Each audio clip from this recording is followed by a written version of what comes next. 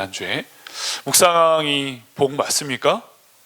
하나님의 말씀을 묵상한다는 것이 복된 거 맞습니까? 복 있는 사람은, 그죠? 주야로 말씀을 즐거워하며 묵상하는 자입니다. 아멘. 여러분, 그 복을 누리는 여러분 되셔야 됩니다. 그 복을 누리는 자는 뭐가 있다고요? 즐거움이 있어요. 즐거움. 하다못해 저는 말씀 묵상하면서 제가요, 하나님 말씀 앞에 이렇게 비추어지는 게 되게 좋거든요. 그래요. 또 제가 갖고 있는 거짓, 여러분, 사람이요, 하나님 말씀 앞에 정직하지 못하면 어떤 일들이 벌어지냐면요, 자꾸 마스크를 써요. 마스크. 이겁니다. 화장을 하다가 포장을 하다가 위장을 하고 나중에 내가 누군지도 모르고 살아가요. 여러분, 하나님 말씀은 거울인데 그 말씀에 나 자신을 비춰볼 때 내가 누구인지 여러분 제대로 알게 된다는 겁니다. 그리고 그 말씀의 거울이요, 우리를 낱낱이 폭로하는 그런, 여러분, 그런 어떤 예리하고 또 우리를 너무 부끄럽게 만드는 거울이 아니라 따뜻한 거울이에요. 따뜻한 거울. 우리를 다시금 에덴 동산으로 돌려보내는, 그쵸? 너 내 앞에서 다 내어놓고 한번 뛰어보지 않겠니? 아담처럼 저 에덴 동산으로 다시 돌아와서 나하고 다시 교제하지 않겠니? 여러분, 그게 묵상의 즐거움이라는 거예요. 제가 말씀드렸죠. 에덴 동산으로 복귀하는 것이 이 묵상의 여정이다. 아버지 품으로 돌아가는 거고요, 지성소 안으로 들어가는 거고, 주님의 깊은 교제 가운데 나가는 그 즐거움, 그 과정 가운데 비경도 있고 또 식도락 여행도 있고 하나님 신 많은 즐거움을 누릴 수 있다. 무엇보다도 주님과 깊은 교제를 나누는 그 즐거움, 여러분 많이 누리셨으면 좋겠어요. 저는 무엇보다도 이 내가 갖고 있는 그 무거운 옷들을, 오늘 제가 그 얘기도 했잖아요. 루시 갖고 있던 이 과부의 옷, 그 남루한 옷, 보아스가 그 옷으로 보아스의 옷자락으로 덮어낼 때 여러분 그 옷이 필요 없는 거예요. 여러분, 예수 그리스도의 가죽 옷이 덮여질 때는 자기 안에 있는 그 일용 무화과 나무 잎은 의미가 없는 겁니다. 집으로 돌아간 탕자가요, 아버지가 새 옷을 입혀주는데 그 누더기 옷을 입고 있는 것은 의미가 없는 겁니다. 웃긴 얘기죠. 그래서 여러분 벗는 겁니다. 행복하게. 저는 되게 잘 벗어요. 저는 하나님 안에서 되게 잘 벗는 목사입니다. 사실은 오늘도 저도 모르게 막 설교 중에 막 제 얘기도 나오고 막 그런 건데, 각본에도 없는 이야기를 하고 있었는데, 사실은 하나님 안에서 우리가 더 자유해진다는 것은요, 내 안에는 마스크를 벗고 영혼의 각질을 벗고 내 안에는 하나님과 나와 가로막는 그 모든 것들을 제거하는 작업을 하는 겁니다. 그때요, 우리 안에 진정한 즐거움이 있습니다. 즐거운 행복한 묵상의 길이 펼쳐져 보여지는 것이죠. 오늘은요, 뭡니까? 시냇가에 심 기우는 묵상. 시냇가에 심 기우는 묵상. 한간에 소문에 들리니까, 야, 목사님 이 묵상 강의가 참 어렵다, 뭐 이래서 해먹겠냐? 이런 분들이 계신 것 같아요. 묵상이요, 어려운 겁니다. 여러분, 하나님 말씀과 내가 연합된다는 것은, 여러분, 우리 육체가 여러분 죄덩어리잖아요. 아담이 실수해서 우리 안에 죄가 들어와서 우리 안에 죄의 구조로 가득하단 말이에요. 영어로 fallen condition이라면 타락한 상태. 그래서 여러분, 우리가 말씀을 친해지고 말씀과 교제하고 말씀과 하나 되는 게 쉽지 않아요. 여러분, 그 길이 여러분 쉽게 열리지 않을 수 있어요. 근데요, 여러분, 하나님이 이번 묵상, 우리 이 캠페인 묵상 무브먼트, 묵상 운동을 통해서 하나님 우리를 좀 더 묵상의 세계로, 하나님과 더 친밀한 말씀의 그 동행의 세계로 우리를 인도하고 계신 겁니다. 여러분, 용기를 내시고 열심히 가보셨으면 좋겠습니다. 수요일날 오시란 얘기입니다. 집에서 놀지 마시고요, 휴가까지는 내지 마세요. 그랬으면 좋겠습니다. 오늘 시냇가에 심 기운 묵상, 이 이야기를 나누려고 하면서 제가 하나 꼭 팁을 드리고 싶은 것은, 묵상이 정말 어찌 보면 되게 어려운 작업이에요. 제가 추구하는 묵상은 좀 어렵습니다. 사실 예수 그리스도를 발견하는, 예수에게 뿌리 박는 그런 묵상이다 보니까 여러분, 단순한 피상적인 은혜를 이야기하지 않아요. 진짜 나를 변화시킬 수 있는 그 강력한 그 생명, 은혜를 맛보는 묵상을 저는 권장하고, 또 그런 묵상, 그런 목사가 되고 싶은 열망이 있는 사람입니다. 그러하기 때문에 사실은 우리가 더 많이 그분과 친밀해지고 그분과 더 많은 시간을 쓰고 더 많이 정직해야만 하고 그런 것 같습니다. 근데 여러분, 그렇다고 묵상이 꼭 어렵냐? 그렇지 않죠. 왜요? 성령님을 이끌어 가시기 때문에 그래요. 성경은요, 엄청나게 어려운 책이지만 가장 쉬운 책일 수도 있어요. 아멘이십니까? 이 말이 이해가 안 되세요? 여러분, 우리가 성경을 잘 모르는데도 우리를 구원하셨잖아요. 성경이 구원의 책인데 우리가 성경 내용을 잘 모르는데도 그분을 믿음으로 우리를 구원에 이르게 하셨잖아요. 그죠? 여러분 이해하십니까? 그래서 사실은 성령님을 우리를 지도하시면 너무나 쉬운 겁니다. 그리고 성경의 내용은 딱 하나예요. 구원의 이야기, 예수 그리스도의 그 십자가 구원, 하나님의 그 구원의 역사, 그 대하 드라마가 이 안에 다 담겨져 있는 거예요. 여러분, 성경에 큰 물줄기 하나가 있다면 그것은 이 구속사의 이야기입니다. 하나님의 구원의 이야기, 성부, 성자, 성령 하나님이 그걸 어떻게 이루어 가시는지, 그리고 하나님의 수많은 사람들 통해서 그 구원의 대하 드라마에 함께 동참케 한 겁니다. 오늘 사마리아 여인도 그 한 사람일 수 있습니다.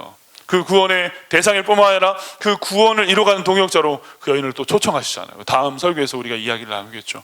여러분, 그겁니다. 너무 성경의 그 내용은 너무 간단해. 하나님의 그 구원의 이야기. 여러분, 이 강력한 줄기를 잡은 사람은 어찌 보면요, 되게 말씀이 쉽게 이해되고 쉽게 잡힐 수 있다는 겁니다. 그런 의미에서 우리 권사님들 묵상이 좀 어렵다, 그래서 수요일날 안 오고 싶다, 이런 생각들을 갖고 계신 분이 계신 것 같은데, 아까도 묵상이 너무 어려워요.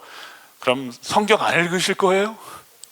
성경 묵상 안 하실 겁니까? 일평생 우리는 말씀과 기도의 사람이 돼야 되는데, 주 전공인데 이거 안 하면 안 되는데 하셔야 되겠죠. 그래서 제가 좀 쉬운 길을 제시하면, 제가 궁리 많이 하고 있습니다. 어떻게 하면 쉽게 할까? 이게 제 고민인데, 여러분 이런 겁니다. 묵상을 하다가 여러분 통으로 줄거리가 안 들어올 수도 있어요. 여러분, 이게 성경을 여러 번 읽어도 잘 이해가 안 되는 경우들이 있어요. 때로는 우리가 연배에 따라서 달라질 수 있죠, 이 이해가. 그래도 우리 권사님들 성경 많이 읽으셨잖아요. 그죠? 그래서 그래도 성경이 좀 어렵다 싶을 때 하나님이 주시는 또 하나의 아주 중요한 팁이 있습니다. 이 단어 하나가 되게 꽂혀, 이 문장 하나가 되게 와닿아. 하다못해 야곱의 우물, 제가 오늘 설교했던 거, 야곱의 우물, 정오의 그 빛, 만남, 그리고 오늘 제가 얘기했던 사마리아 예배자, 이런 단어들이 막 이렇게 안에 꽂혀요. 되게 이렇게 와닿아. 그러면 여러분, 그건 하나님이 주신 은혜의 엑기스예요. 그럼 그걸 붙들고 어떻게 하셔야 되면, 기도하시면서 묵상하시면요, 이겁니다. 열려요. 이게 그 하나 단어를 잡았는데 이게 그림이 확 열리는 일들이 일어납니다. 왜일까요? 성경은 모든 것들이 연결되어 있기 때문에 그래요. 성경의 구약 창세기 1장 1절부터 계시록 마지막 절 마지막 장까지 이 성경이 한 통으로 연결되어 있다는 거죠. 그래서 여러분, 그 안에 하나의 단어에 내가 집중하고 묵상해도요, 그게 내 안에 은혜가 되고 생명이 되면 어찌 되냐면 이 큰 그림이 확 열리는 경우들이 있어요. 나는 그 단어에 집중했는데 그 안에 숨겨져 있는 사마리아 예배자 안에 담겨져 있는 그 수많은 은혜의 물결들이 내 안에 흘러오기도 한다는 겁니다. 이러니까 되게 쉬워지죠. 이래도 쉽지 않습니까? 그러니까 문장 전체를 이해하는 게 힘드시면 단어 하나라도 잡고 여러분 기도하시라는 거예요. 기도 안 하면 안 됩니다. 묵상은 기도예요. 기도. 기도입니다. 묵상은 성경책을 이렇게 붙들고 계속 들여다보는 작업, 그 이상으로 기도하면서 그 말씀과 내가 대화하고 내 안에 되새김을 하는 겁니다. 묵상이라는 단어가 이 메디테이션, 여러분 묵상하고 되새김질하는 겁니까? 소가 되씹는 것처럼 여물을 되씹어서 내 안에서 숙성해서 내 걸로 삼는 작업을 하는 것인데, 여러분 이건 시간이 요하는 거고요. 또 하나는 기도. 우리 권사님들 기도 전문가 아닙니까? 아니요, 그 단어 하나를 가지고 이번 주 목사님 설교가 사마리아 참 예배자였는데 그 단어 묵상하시면서 계속 묵상하면 어떻게 돼? 설교가 다시 막 떠올라. 그리고 성경 말씀이 막 이해가 돼. 예수님과 여러분 이 사마리아 여인이 대화했던 내용들이 막 다시 생각이 나는 거예요. 막 여러분 이해하시겠습니까? 거꾸로 하는 겁니다. 다시 말하면 우리는 큰 그림을 이해하고 그 안에 깊이 있는 이야기를 우리가 잡아내고 생명력을 잡아내는데, 때로는요 하나님 거꾸로도 일하신다는 거예요. 다 하나하나를 통해서 여러분 큰 그림을, 다시 말하면 이겁니다. 거실을 통해서 미실을 잡아내기도 하지만 미실을 통해서 거실을 잡아내는 여러분 그런 탁월한 방법도 하나님 쓰게 하세요. 우리 권사님들은 그게 어렵다면 진짜 제가 권장해 드립니다. 단어 하나 확 꽂혔다? 그럼 그걸 가지고 새벽에 붙들고 기도해 보세요. 그럼 그게 여러분 강력한 기도의 생명력이 되기도 하고, 하나님 말씀이 흘러오기도 하고, 하나님이 오늘을 살고 내일을 살고 한 평생을 살 수 있는 강력한 은혜의 핵심 키워드로 우리에게 주기도 하신다는 겁니다. 아시겠습니까? 좀 더 쉬워졌습니다. 아멘. 저는요, 제가 그래도 묵상을 너무 좋아하고 묵상을 많이 공부하고 연구하고 책도 보고 이래서 그런지 하나님 앞에 가는 길은, 여러분 하나님 앞에 가는 길은 여러분 모든 길이 열려 있다고 저는 생각합니다. 하나님께 가면 돼요. 예수 그리스도의 복음을 경험하고 그 생명을 맛보는 묵상을 하면 되는 겁니다. 그 길에 하나님이 우리를 다양하게 이끌어 가시는 거 맞아요. 근데 오늘 제가 강의하는 내용은 그 과정 속에서 꼭 거쳐야 되는 그 스텝들을 이야기하는 겁니다. 묵상이 왜 복이고, 묵상하는 즐거움을 우리가 꼭 누려야만 묵상을 우리가 더 깊게 생명력 있게 하게 되거든요. 당연하죠. 그리고 오늘 뿌리 박는 시냇가에 심겨지는 그 묵상을 이야기하려고 하는 거예요. 여러분 오늘 시편 1편을 보니까 우리 지난 주에는 묵상의 즐거움 얘기했지만 오늘요 3절 4절 중심으로 보면요 두 가지 이미지가 대조를 이룹니다. 하나는 뭡니까? 시냇가에 심기운 나무고, 하나는 겨입니다. 다시 말하면 악인은 겨고 복 있는 사람은 뭡니까? 시냇가에 심기운 나무예요. 두 개가 딱 대조를 이루어요. 여러분들이 묵상을 하실 때 이런 그림이 대조를 이루는 거 너무 좋은 겁니다. 그래서 되게 묵상을 깊게 하는 사람들에게는 이 대조가 선명하게 드러나서 뭡니까? 나의 한계, 하나님의 무한, 하나님의 가능, 나의 불가능, 하나님의 가능, 나의 죽음, 하나님의 생명. 이래서 어떻게 되는 거예요? 내 것은 사라지고 하나님 것으로 채워지는 작업을 하는 거예요. 이 선명한 대조 속에서 하나님이 더 우리 가운데 더 깊이 와닿고 더 선명하게 잡힌다는 거예요. 오늘 여러분 시냇가에 심은 나무와 겨를 우리가 대조하면서 이 그림을 한번 그려보는 게 되게 중요한 작업이에요. 오늘 제가 그거부터 하려고 하는 겁니다. 여러분 겨는 어떤 거죠? 겨는, 여기서 말하는 겨는 말 그대로 이 겨는 영어로 말하면 더스트입니다. 더스트, 먼지. 다시는 말하면 진흙, 그 나달. 그래서 여러분 이 겨라는 게 엄청난 자유로움이 있죠. 바람 따라 나부끼면서 자기가 가고 싶은 대로 가는 게 바로 겨입니다. 그런가 하면 이 시냇가에 심은 나무 뭡니까? 딱 뿌리 박혀서 어디도 못 가고 꼼짝달싹 못하는 그 나무를 이야기하는 거예요. 여러분 이렇게 보여집니까? 절대 그렇지 않죠. 여러분 겨와 시냇가의 나무를 한번 비교해 봅시다. 첫 번째는요, 여러분 생명이 있고 없고예요. 맞죠? 겨가 자유로운 듯 하지만 생명이 없는 거예요. 겨. 그죠? 우리는 흙으로 와서 흙으로 돌아갑니다. 그러나 우리는요 하나님과 깊이 소통하고 하나님의 자녀된 우리는 생명입니다. 생명. 그분의 생기, 그분의 사랑을 우리에게 부어주셔서 우리를 생명되게 하셨다고요. 여러분 그 생명은 시냇가에 심은 나무인 겁니다. 아멘. 시냇가에 심은 나무, 생명이 있고 없고, 또 하나는 안정감의 유무예요. 안정감. 이 겨는 여러분 자유로운 듯 하지만 전혀 안정감이 없어요. 어디로 갈지 몰라요. 향방을 알지 못하는 그런 존재가 바로 겨입니다. 다시 말하면 자유로운 듯 하지만 방종 그 자체죠. 무질서 그 자체, 혼돈 그 자체, 하나님의 창조의 질서에서 전혀 제외된 그 존재를 말하는 겁니다. 그런가 하면 시냇가에 심은 뭡니까? 심은 나무는 여러분 고정되어 있지만 그것은 안정감이에요. 엄청난 생명력을 누리는 존재입니다. 그 안에 어떤 일들이 일어날지 아무도 모르는 거예요. 영어로 말하면 엄청난 잠재적 에너지, 포텐셜 에너지가 갖고 있는 이 나무예요. 앞으로 어떤 일들이 벌어질지 모릅니다. 안정감 플러스 어마어마한 가능성을 갖고 있는 이 시냇가에 심은 나무 뿐만 아니라 이를 통해서 어떤 일들이 벌어집니까? 변화가 있고 없고. 겨는 여러분 그 변화라고 하는 게 아닙니다. 겨는 변화가 아니라 성장이 아니라 단순한 공간 이동이죠. 근데 여러분 진짜 변화는 생명의 변화예요. 생명. 시냇가에 심은 나무는요 여러분 철을 따라 과실을 맺습니다. 잎사귀가 마르지 않습니다. 푸르릅니다. 여러분 날마다 자라납니다. 아멘. 여러분 그게 바로 시냇가에 심은 나무. 마지막으로는 열매가 있고 없고. 여러분, 겨는 절대 열매를 기대할 수 없는 거예요. 생명도 없고 변화도 없고 성장도 없기 때문에. 그래서 겨는 여러분, 그래서 억지로 열매를 만들어냅니다. 그게 바로 성과 성공주의라는 거예요. 여러분, 그 흙덩어리들이 뭉쳐서 뭔가 물건을 만들어내고 뭔가 제품을 만들어내는데 결코 살아있는 생물이 아닌 겁니다. 모양만 그럴싸한. 아시겠습니까? 그러나 여러분, 살아있는 시냇가에 심은 나무는 시절을 쫓아 과실을 맺습니다. 때가 되면 주렁주렁 맺힙니다. 여러분, 우리가 상상할 수 없는 열매들이 맺히는 거예요. 하나의 씨를 뿌렸는데 시냇가에 심겨진 나무 안에 여러분 수많은 열매들이 일어납니다. 그 열매 안에 뭐가 있다고요? 씨가 있는 거예요. 다음 주에는 열매 맺는 묵상에 대해서 이야기하려고 합니다. 이 부분을 좀 더 확장하고 깊이 다루려고 하는데, 여러분, 그런 겁니다. 여러분, 다시 말하면 시냇가에 심은 나무가 되는 게 너무나 중요해요.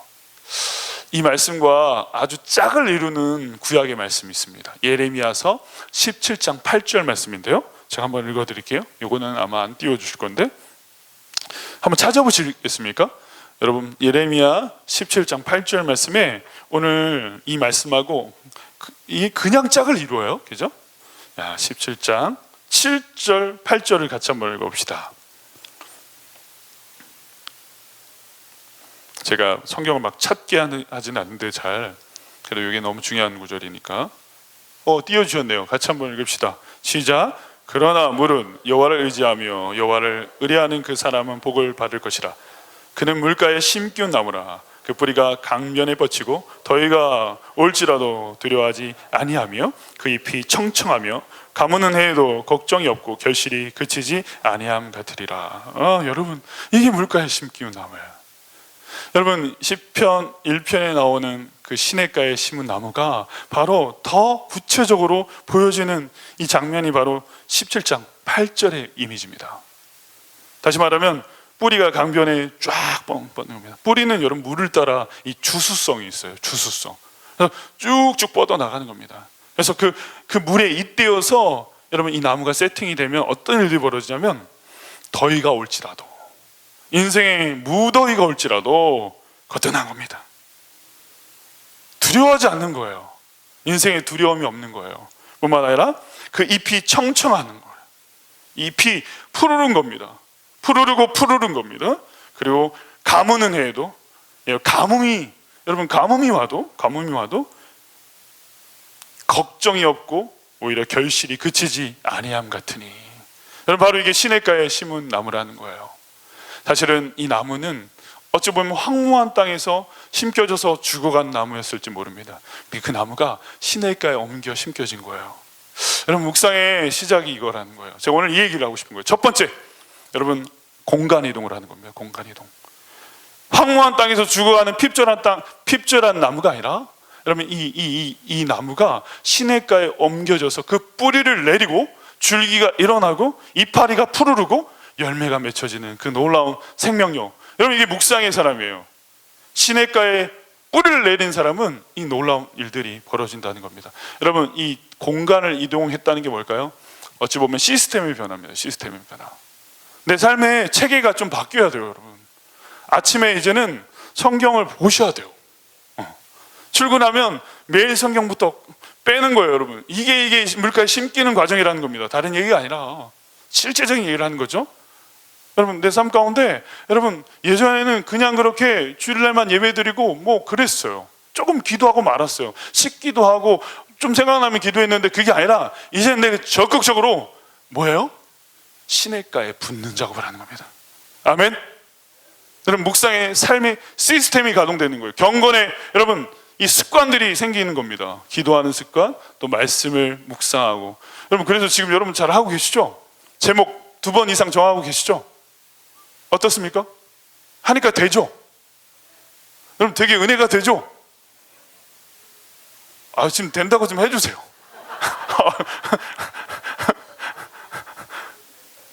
여러분, 이게 바로 시냇가에 심기는 작업이에요, 여러분. 전에는 안 했는데 내가 이제 하면 어떻게 되냐면 내가 내 삶의 체계가 시냇가에 잇대기 시작하는 거예요, 여러분. 자꾸 하나 옆에 더 가까이 나가는. 여러분, 여기서 이 물은 뭘까요? 생명의 원천입니다. 가뭄, 또 오늘 본문에 나왔던 것처럼 더위, 내 인생의 불황, 내 인생에 여러분 어려움, 환난 있을지라도 거뜬한 나무가 되는 게 뭐예요? 묵상의 사람, 시냇가에 심겨진 나무가 될 때 그렇다는 겁니다. 여러분 그렇다면 여러분 삶에 내가 지금까지 살아왔던 시스템을 좀 바꾸셔야 돼요. 피상적인 그 은혜의 생활이 아니라 이제 적극적으로 말씀을 내가 읽고 묵상하는, 여러분 너무 쉬운 거 하루에 3번씩 제목을 바꾸는 것만 해도 제가 볼 때 강력하게 여러분 내 안에 은혜가 와요. 제목 바꾸는 게 죄송한데 어려워요.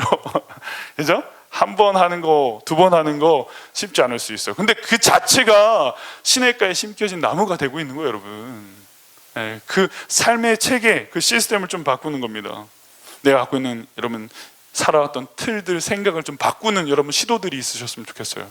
여러분 제가 묵상 지도를 하고 강의도 하고 제자 훈련 뭐 하다 보니까 정말 묵상을 잘하는 사람들이 누굴까요? 오랫동안 신앙생활하는 사람이 아니더라고요. 진짜 묵상을 잘하는 사람은 순전한 마음이 있는 사람들입니다.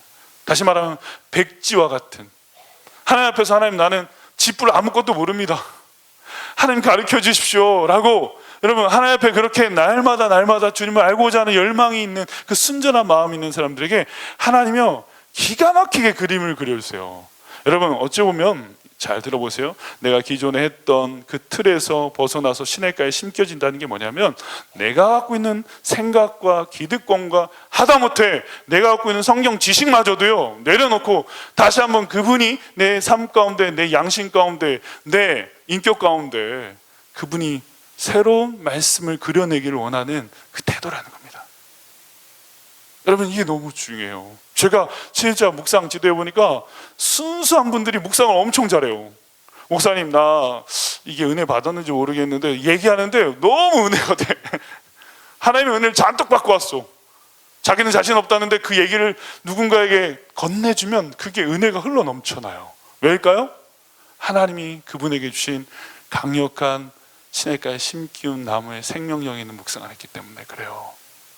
내가 기존에 했던 은혜도 아닌 것이 남의 은혜 카피한 수준의 그 정도의 은혜로 은혜 받았다고. 여러분 3일짜리 은혜도 있고요 3초짜리 은혜도 있어요 여러분.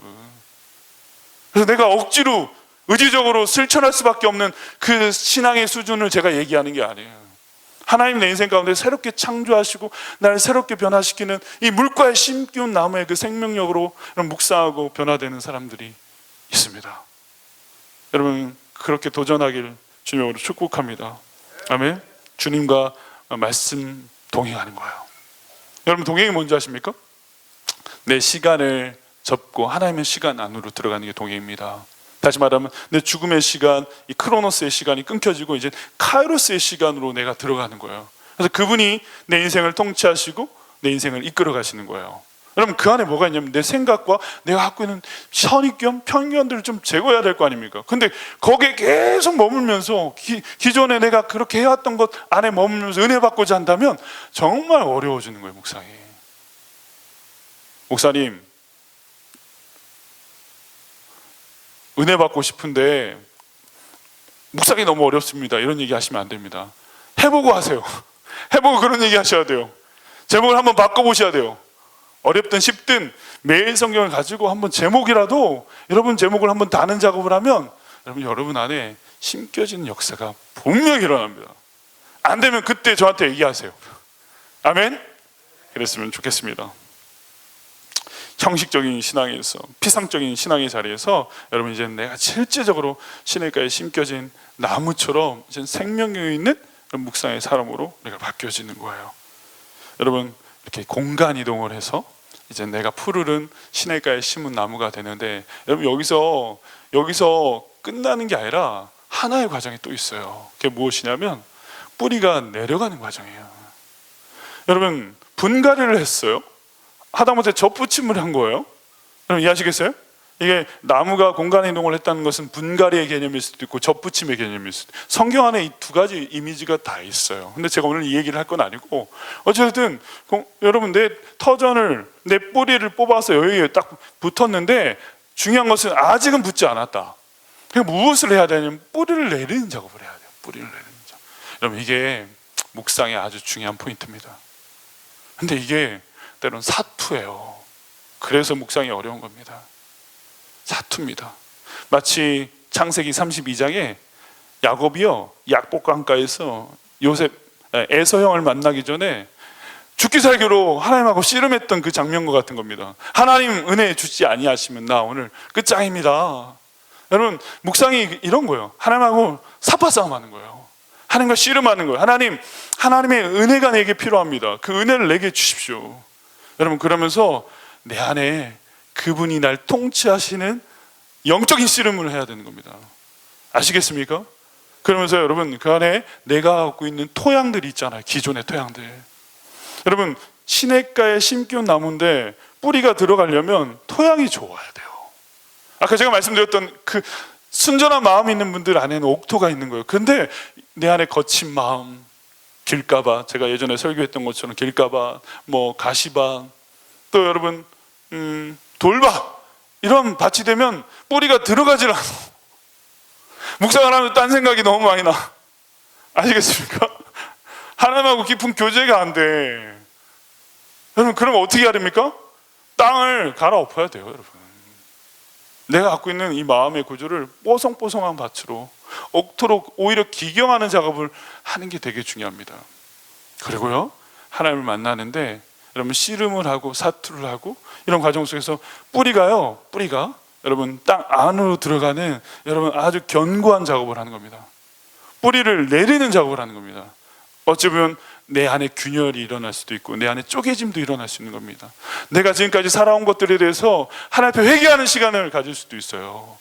제가 말했던 자기 폭로의 시간이 일어나는 겁니다. 하나님, 내가 이렇게밖에 못 살았네요. 하나님, 내 뿌리가 이것밖에 안 됐었네요. 하나님, 내 마음밭이 너무 거칠었네요. 말씀을 듣는데도 반응하지 못하는, 여러분 수가성 여인처럼 그렇게 하나님 앞에 반응하지 못한 예배자였네요. 오늘 우리가 그렇게 반응하셨어요? 여러분, 내 마음 가운데 진짜 간절하고 사모하는 마음, 그 뽀송뽀송한 마음이 있는 옥토는요, 어떤 말씀이 들어와도 그게 이렇게 푹푹 들어가요, 이 뿌리가. 근데 거칠고 딱딱하고 그러면요, 말씀이 들어와도 이게 받아쳐요, 자꾸 내가. 내 안에 다른 생각으로 이 말씀을 자기 해석하든지 아니면 내가 밀어내요, 자꾸. 그래서 여러분, 이 과정 속에서 뿌리를 내리는 과정 속에서는 나를 해치하는 작업, 나를 부인하는 거죠, 나를 쪼개는 거죠, 이게 필요한 겁니다. 나를 벗겨내는 작업. 그래서 환도뼈가 부러지는 거룩한 흔적을 맛보는 겁니다. 하나님과 씨름하면서 펑펑 울기도 하고, 말씀 앞에 내가, 여러분 하나님 앞에서 너무나 부끄러워서 여러분 펑펑 울기도 하고, 하나님 내게 주신 은혜가 너무나 감격스러워서 여러분 그 말씀 앞에 어쩔 줄 몰라 하며 흐느껴 오는 그 과정들을 거치는 게 바로 뿌리를 내리는 과정입니다. 여러분, 묵상이 그냥 말씀을 읽고 이해하는 게 아니에요. 여러분, 내 삶의 말씀이 바뀌는 겁니다. 그 말씀이 날 지배하는 거예요. 날 통치하는 거예요. 그럼 내 생각, 내가 갖고 있는 틀들을 좀 깨야죠, 여러분. 지금까지 했던 나의 선입견들을 좀 내려놓고 그분이 나를 다스리고 그분이 날 침투하고 그분이 날 새롭게 할 수 있는 기회를 열어드리는 거예요, 여러분. 이 과정 속에서 때로는 되게 아파요, 여러분. 근데 처음엔 아픈데요, 나중에는 이게 즐거운 비명이 됩니다. 하나님 앞에서 내가 바뀌고 있는 거에 대한 너무 감격이 있어요. 내가 하나님 앞에서 옷을 벗고 있는 게 너무 자유스러워져요. 행복해져요. 여러분, 한국 기독교 안에 이걸 너무 많이 놓쳤어요, 여러분. 하나님 말씀의 거울 앞에 나 자신을 비추어보는, 그래서 내가 어떤 존재인지. 그래서 여러분, 나의 사마리아가 뭔지 알아야 될 거 아닙니까? 나는 내가 야곱의 의문에서 무엇을 허덕이며 살았는지 알아야 되는데 이걸 못 잡아내는 거야. 이게. 그 말씀이 야곱 수가성 여인에게만 적용되는 거예요. 내게 들어와서 날 침투해서 나의 사마리아로 초대하시는 예수님의 그 초대 앞으로 가야 되는데, 여러분 우리가 그 작업을 거기까지 하지 않았다는 겁니다. 왜요? 말씀을 살짝 피해갔던 거예요, 여러분. 그 뿌리가 들어올랑 말랑했던 거예요. 뿌리가 심겨져야만 태풍이 와도요 까딱없습니다. 풍랑이 일어도 까딱없습니다. 더위가 와도 여러분 그 나무는 청청하고 잎이 푸르릅니다. 아멘. 그 길밖에 없어요. 여러분, 그 뿌리는 뭘까요? 저는 그 뿌리는 성령일 수 있어요. 성령 하나님.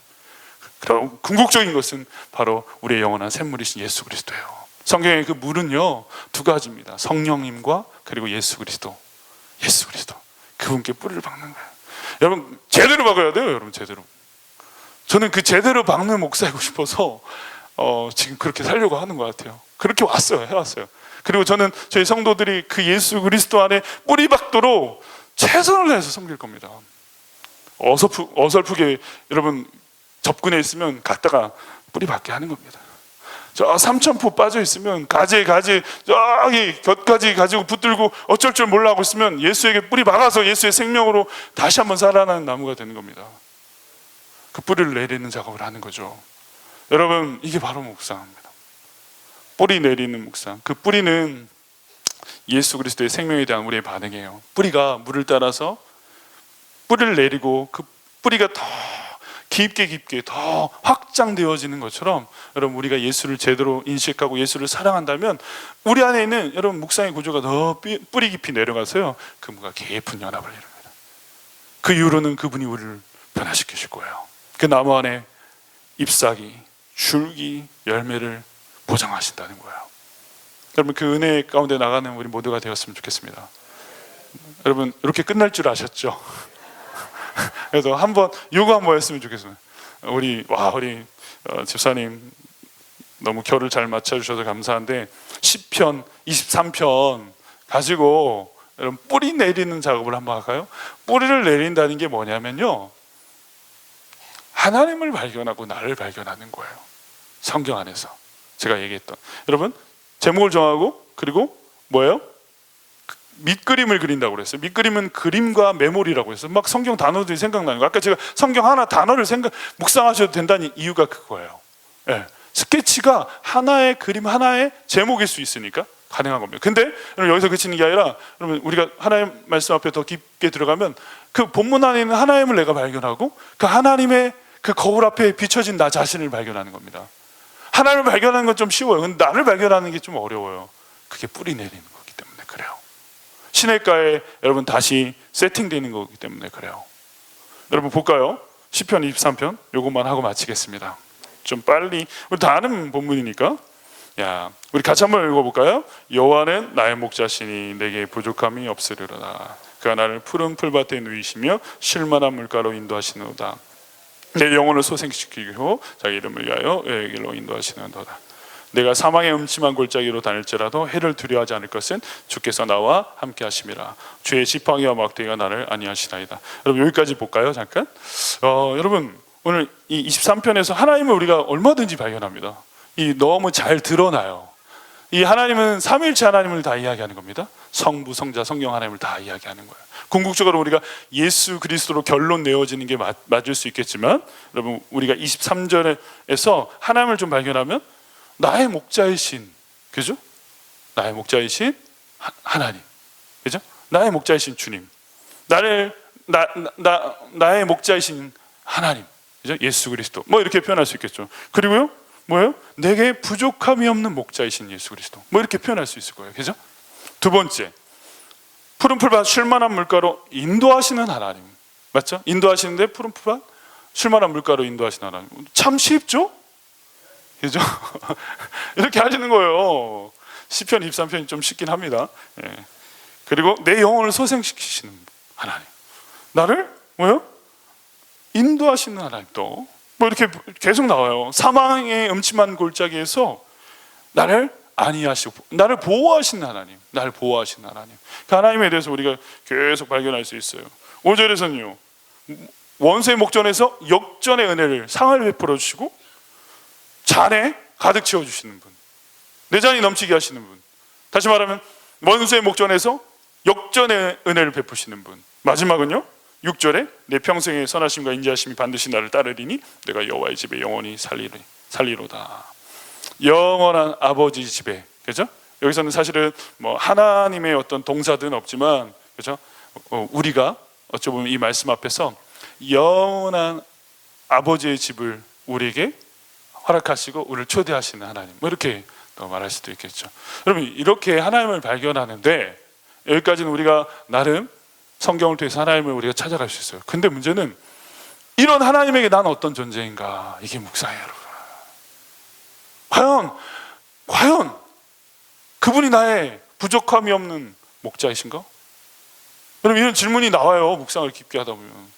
과연 주님이 내게 부족함이 없는 목자인가? 여호와는 나의 목자신 내가 부족함이 없어. 야, 이 고백이 나의 고백인가? 맞잖아요, 여러분. 묵상하다 보면 내 신앙 실력이 다, 죄송합니다, 뽀록이 납니다. 뽀록. 내가 TV는 나의 목자시니, 돈은 나의 목자시니, 그게 부족함이 없는 거지. 여러분, 주님으로 완전 부족함이 없는 만족함, 이게 나한테 있나? 이렇게 막 나 자신에 대해서 하나님 앞에서 이렇게 나 자신을 들여다보게 된다니까요. 나는 그런 양인가? 목자로 만족하고 있는 양인가? 들여다보게 된다니까요. 여러분, 이게 뭐예요? 뭘까요? 그분의 만족 안으로 들어가는 과정이에요. 이게요, 여러분. 내가 돈으로 만족하고 있는데 여호와는 나의 목자시니, 이 다윗의 고백이 나의 고백이 되는 과정 속에서 세상에 여러분 허접한 여러분 그 만족들을 끊어버리고 나의 영원한 목자신 그분께 여러분 뿌리 박는 여러분 그 묵상이 거기서 이루어진다는 겁니다. 그래서 나도 그렇게 고백하는 거예요. 여호와는 나의 목자시니 내게 부족함이 없으리로다. 여러분, 그래서 묵상 끝이 뭐냐면 맞아요, 그거예요. 주님만으로 만족합니다. 이런 내 안에 고백이 나오는 거예요. 내 안에 그분으로 인하여 충만한 은혜와 생명력을 누리는 묵상 가운데로 가는 거예요. 여러분, 1절만 해도 이런 거예요. 여러분, 1절만 해도 보세요. 내 안에 예수님 아닌 것으로 만족하는 나의 실제, 나의 현 주소를 우리가 거울 삼아 보게 됐단 말이에요. 그런 과정 속에서 나는 어디로 가야 되는지, 어떻게 변화되어야 되는지 묵상하는 과정 속에서 이 말씀 자체가, 1절 자체가 나를 그렇게 인도하잖아요, 여러분. 여호와는 나의 목자시니 내게 부족함이 없으리로다. 다윗의 고백이 나의 고백이 되게 하시는 그분의 여러분 은혜의 그 깊은 뿌리 속으로 우리가 들어가게 된다는 겁니다. 푸른 풀밭 쉴만한 물가로 인도하시노다. 여러분, 과연 그분이 인도하시는 푸른 풀밭 쉴만한 물가로 내가 인도되고 있는가? 여러분, 이런 질문들이 나와요. 때론 내가 더 그럴싸히 여기는 그분의 인도하심이 아닌 내가 만들어내는 푸른 초장, 그 어떤 안정감, 여러분 어떤 더 안전을 보장할 수 있는 그런 여러분 내가 만들어낸 그 어떤 구조 안으로 내가 지금 내 스스로 가고 있지는 않는지. 여러분, 이런 과정 속에서 쉴만한 물가 그리고 푸른 풀밭으로 인도하시는 그 하나님의 은혜를 다시 한번 내가요 리마인드하고 내 안에서 이렇게 새기게 된다는 겁니다.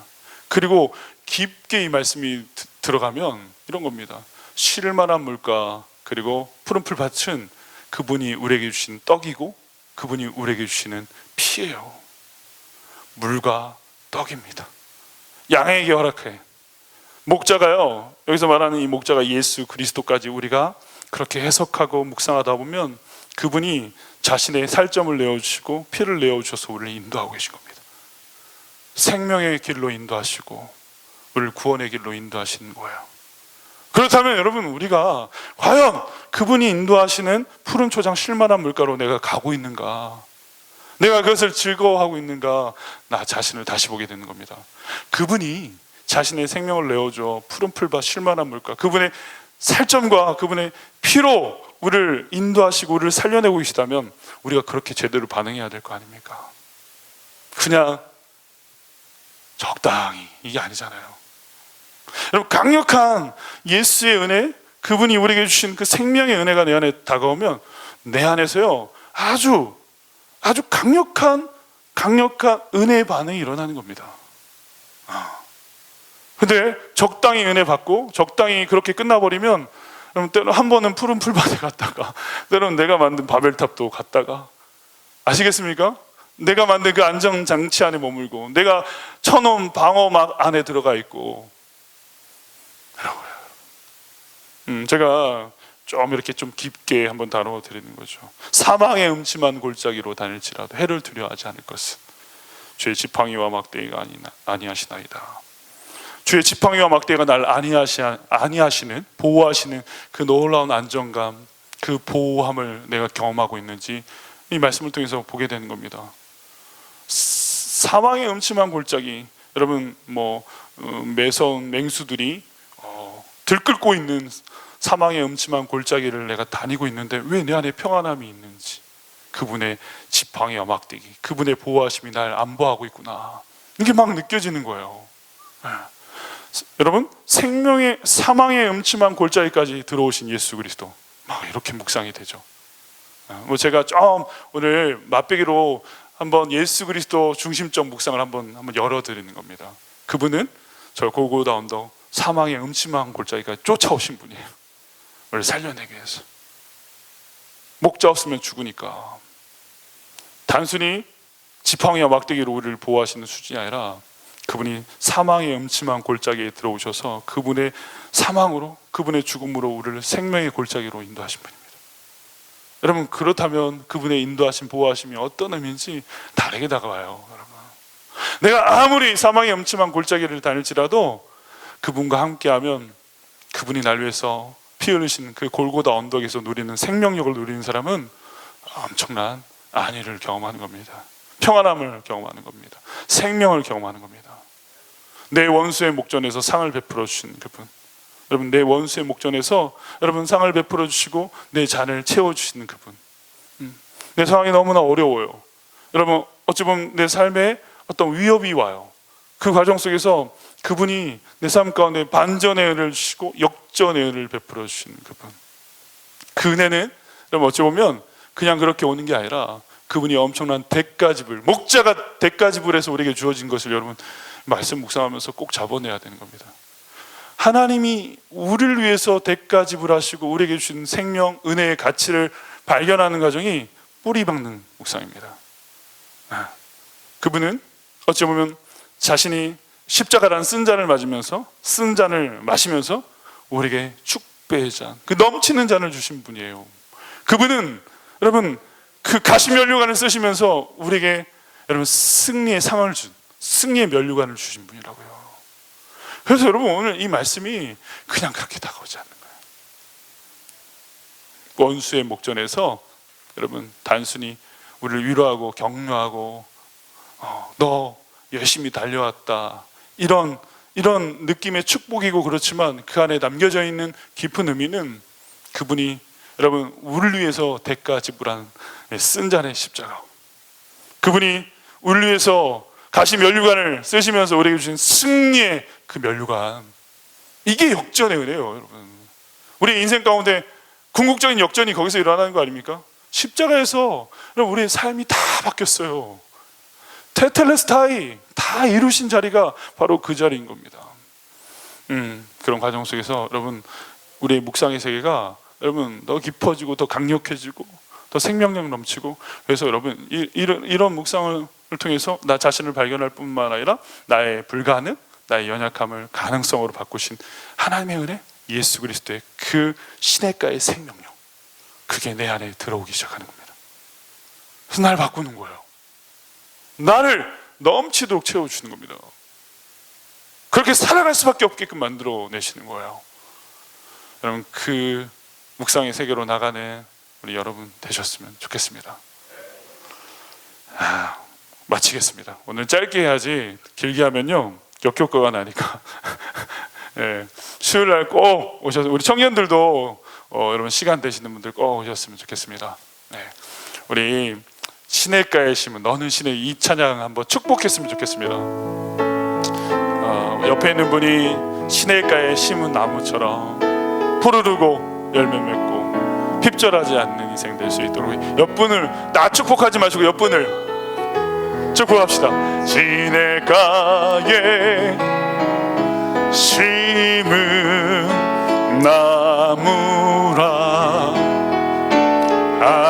하나님의 사랑하